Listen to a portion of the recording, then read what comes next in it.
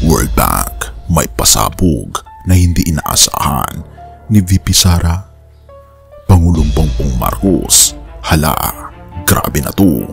World Bank, nagsalita na patungkol sa ekonomiya ng Pilipinas habang ang mundo ay nagmamatsyag sa napakatinding problema ng ating bansa, ang korupsyon.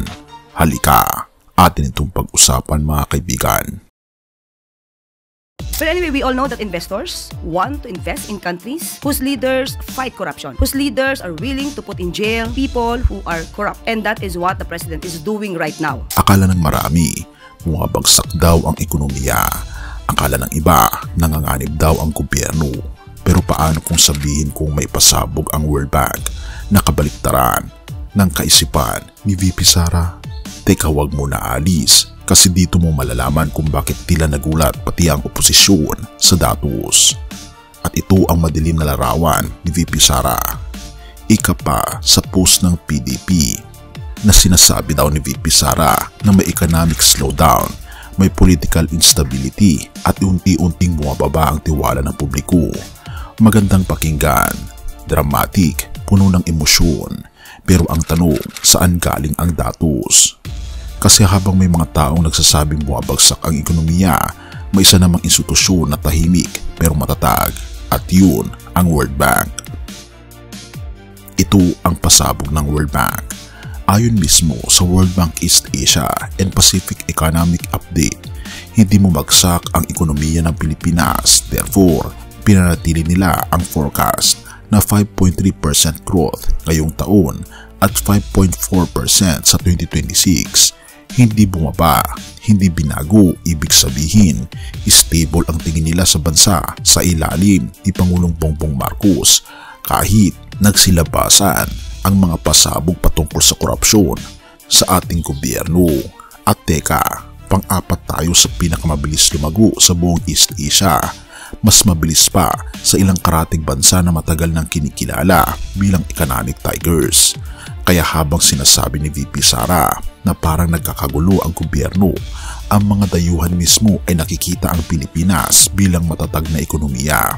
The Philippine Statistics Authority report that the Philippine economy grew at a slightly faster pace in the second quarter. According to the PSA, gross domestic product expanded by 5.5%. At ito ang hindi nakita VP Sara. Sabi ni VP Sara, nagkakaroon daw ng eroding trust sa ating mga institusyon. Pero habang siya ay nagdududa, ang World Bank ay nagtitiwala. Pero hindi lang yan, kahit ang palasyo ay hindi natutulog sa pansitan. Habang ang iba, puro reklamo, si Pangulong Bongbong Marcos ay kumikilos. Nagbuo ng Independent Commission for Infrastructure laban sa katiwalian.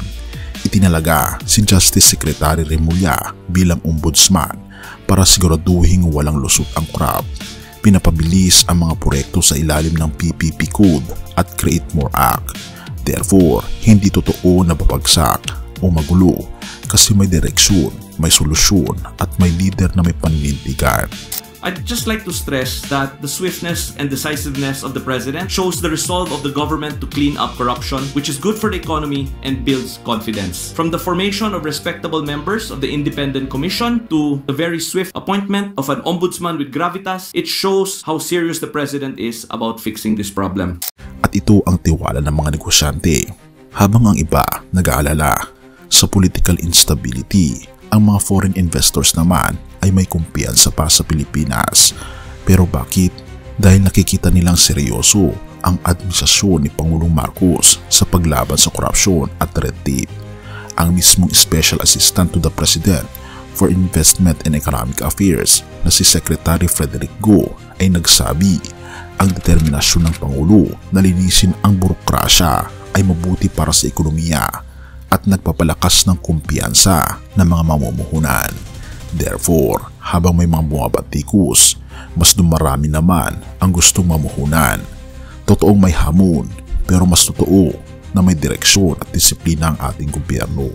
Despite the issues of corruption in flood control projects, Malacanang is confident that investors still have high confidence in investing in the Philippines. Although Malacanang acknowledges that this has an impact, the palace remains confident that there will still be investors who would like to see that a country is fighting corruption, which will give them greater confidence to invest. At dito papasok ang tunay na laban.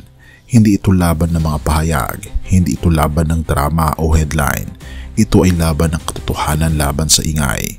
Pero habang ang ilan ay abala sa paghahati, si Pangulong Bongbong Marcos ay abala sa pagbuo ng ekonomiyang handa sa kinabukasan.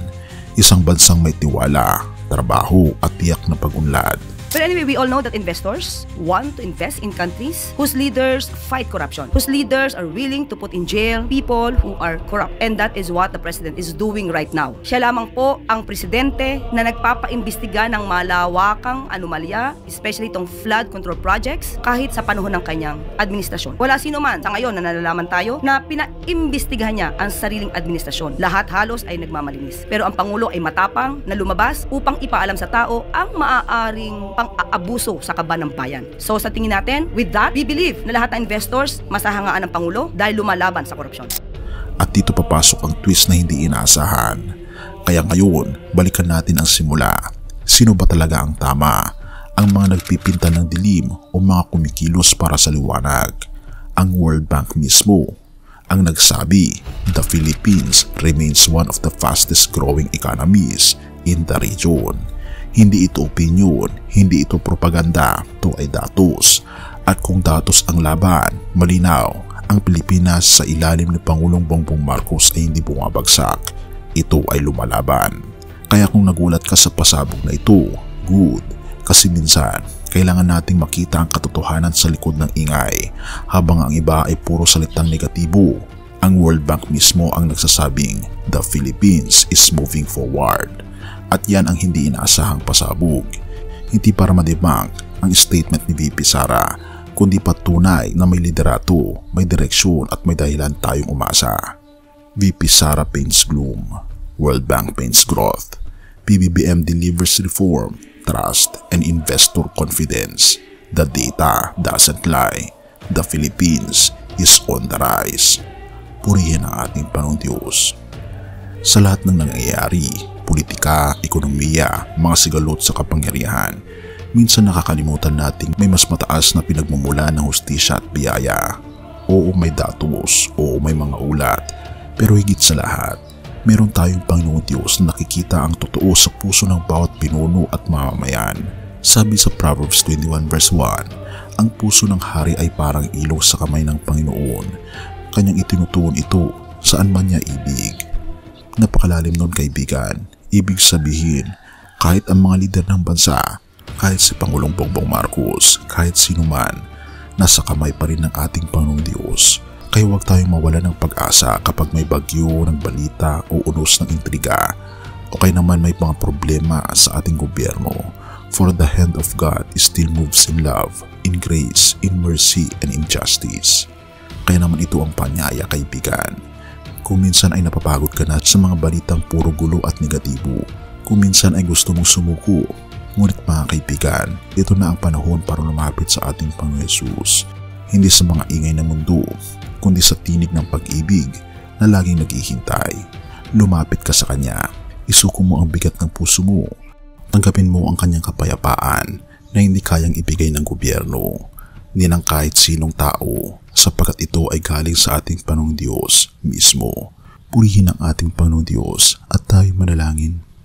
Ama naming Diyos na makapangyarihan sa lahat, salamat po sa pag-ibig, sa biyaya at sa habag ninyo sa aming bayan. Salamat po sa mga lider na ginagamit ninyo upang itaguyod ang katotohanan, kaunlaran at katarungan. O aming Panginoong Diyos, patuloy po ninyong hawakan ang puso ng aming Pangulo at ng bawat Pilipino upang magkaisa kami sa paggawa ng mabuti at sa pagtitiwala sa inyong dakilang plano. Gabayan niyo po kami, ilayo sa kasamaan at puspusin ng Espiritu Santo ang aming bansa, ang bawat puso ng lahat ng mamayang Pilipino upang sa bawat desisyon at hamon, ang pangalan lamang ng aming Panginoon Hesus ang malulahati. Salamat po Panginoong Diyos sa inyo pong pag-ibig sa amin at patuloy niyo po kaming gabayan at pakaingatan at patawarin po kami sa lahat ng aming mga pagkukulang at pagkakasala. At salamat po sa pagdinig ng aming mga panalangin sapagkat ito po ang aming samot hiling sa matamis na pangalan ng aming Panginoon Hesus. Amen. Bago natin ipagpatuloy kaibigan, siya nga pala ang Great Controversy. na isa sa mga pinakakontrobersyal na libro dahil tumutukoy ito sa mga propesiya sa libro ng Daniel at Revelation na nagaganap na sa panahon natin ngayon bago ang pagdating ng ating Panginoong Diyos ay pinamimigay na namin ng libre sa pamamagitan ng PDF. At ito ay nasa limited lamang na panahon kaya i-click mo sa description sa baba upang ma-avail mo kaibigan ang napaka-importanteng libro nito na magbubukas sa iyo sa mas maliwanag mong hinaharap. Purihin ang ating Panginoong Diyos at tayo magpatuloy.